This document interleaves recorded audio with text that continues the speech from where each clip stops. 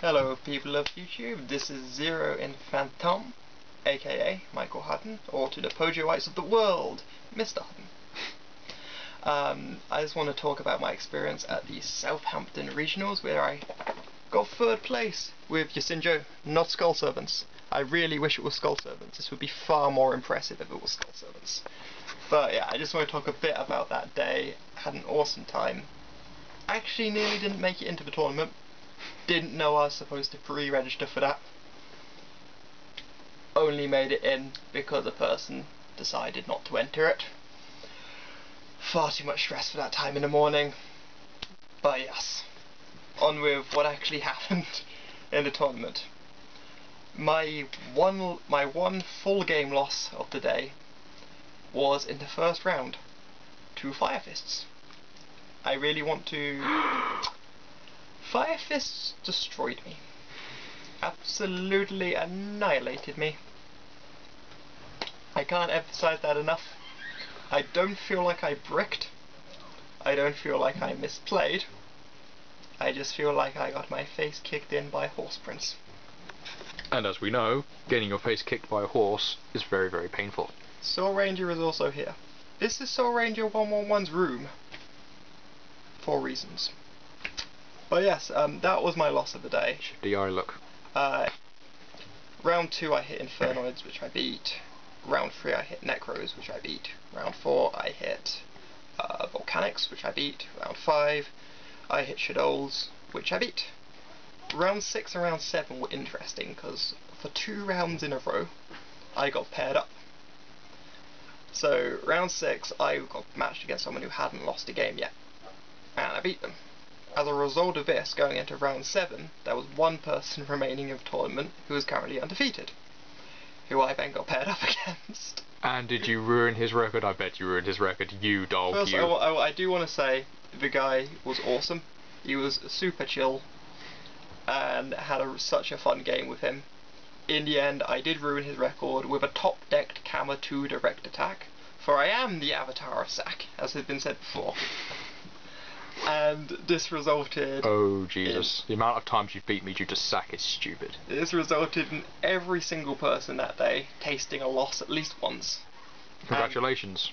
And tiebreakers deciding the top placements, which placed me at 3rd, which is awesome, because now I qualify for a tournament in Ireland. In Ireland, is that? In Ireland. In Dublin. Ireland. In Dublin, Ireland. The World Championship. It's the Euro Championship, I think. The Euro Championship. But yeah, I'm not sure if I'm actually going to go to that or not, but I've never qualified for one before, so I'm all kinds of hype. The other thing I want to talk today, aside from just my quick rundown of kind of what happened, what my experience was, is I get a couple of cards in my deck, which generally people recommend or demand that I should drop. And I just wanted to clarify what these cards are and what kind of chain of thought led to me running them. I know a lot of people don't run these cards, and that's fine. I just want to say there is a valid chain of thought behind what I do. I'm not just throwing darts at a board and going, that one! But anyway. But, for people who don't know, what deck are you running? Yes, I'm not going to do a deck profile because there is one. I will link to that in the descriptions. Indeed. So this directly relates to that. But yes, You could have done, but yeah. But yeah, I'm playing Yasinjo. Pseudo Pendulum Yasinjo. Ooh, there's an interesting... That is the way to victory. But yes, onwards with these cards. Indeed. So I'll zoom down into my gorgeous Necronomicon, because the first card I'm super pro. Is the unjustifiably rare Mayo Senjo Dialog.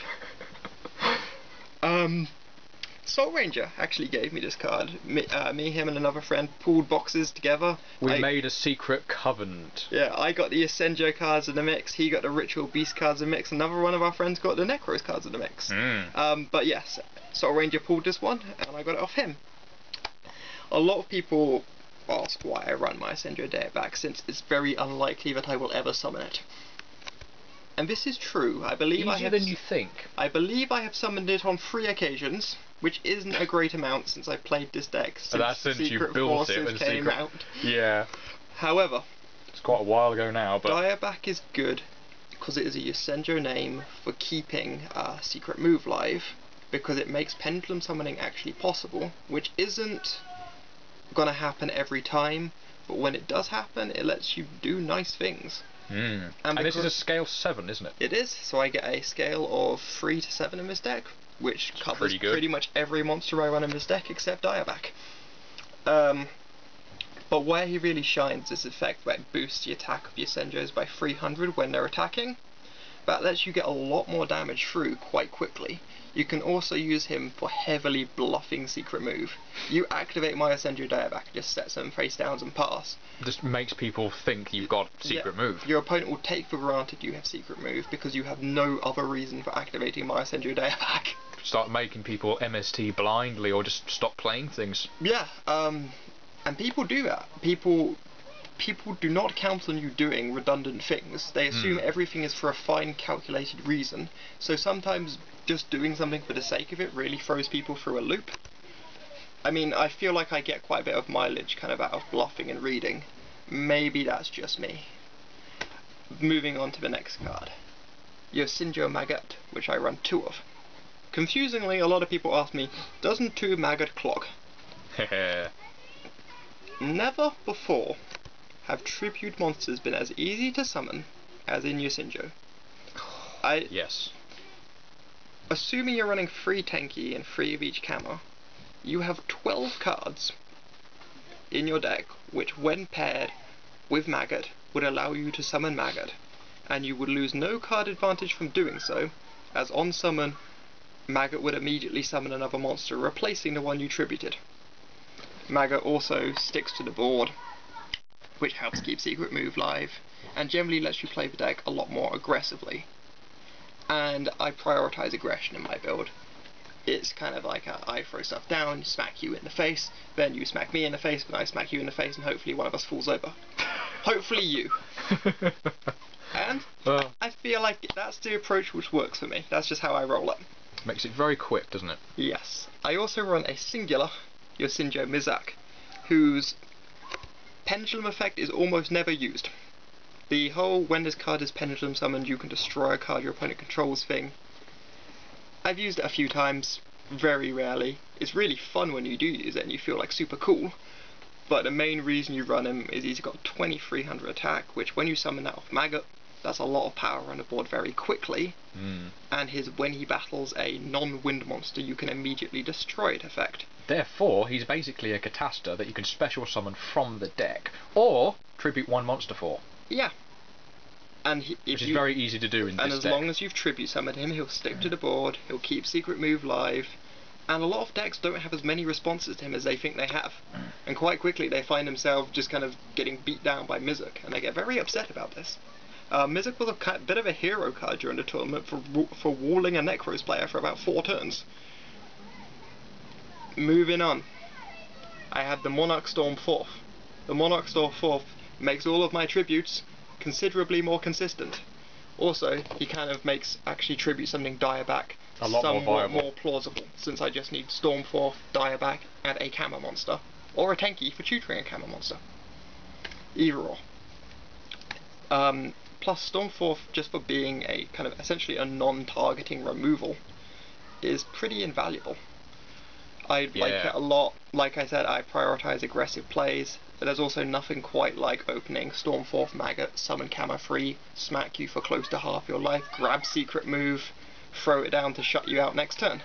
Yeah, because it doesn't target those Trishula effects just don't happen, do they? Yeah, all it does is it doesn't target. It puts a condition down where I can use one of your monsters as a cost for a tribute summon. Or instead, as well, if you're summoning my Senju Diabac. But the last card I wanted to talk about, which I get many queries on and many heads being tilted, is Divine Wrath, which has nothing to do with pendulums, which has nothing to do with tribute summons. Now, I can understand why people question this. Why this over Fiendish Chain? And I'm sure people who actually know this card will realise that there's a few applications in other decks, but that's probably a subject for another day.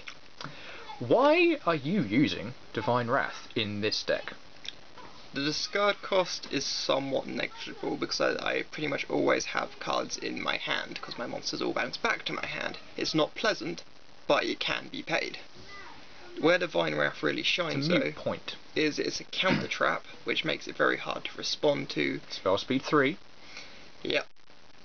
And it doesn't care when monster effects are being activated. This is very important. Being able to negate hand traps, being able to negate graveyard effects, and being able to negate field effects while destroying the card in question as well. Oh, it says "and destroy" on it on the card. It negates it and it destroys it. Is really powerful. So the discard cost is a mute point.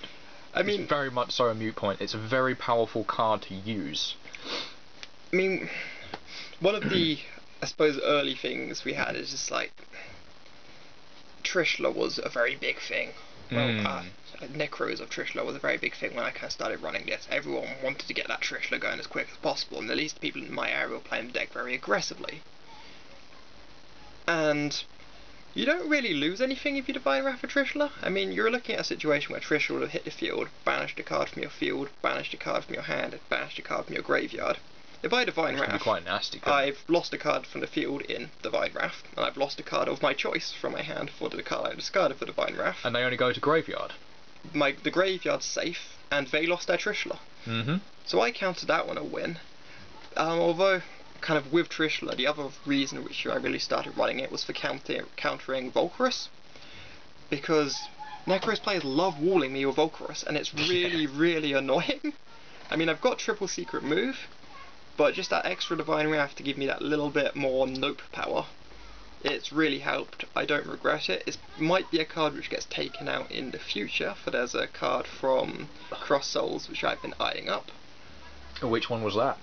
It is, I'm going to say its name terribly wrong, but I think it was a Snow Rabbit Shadow Oni?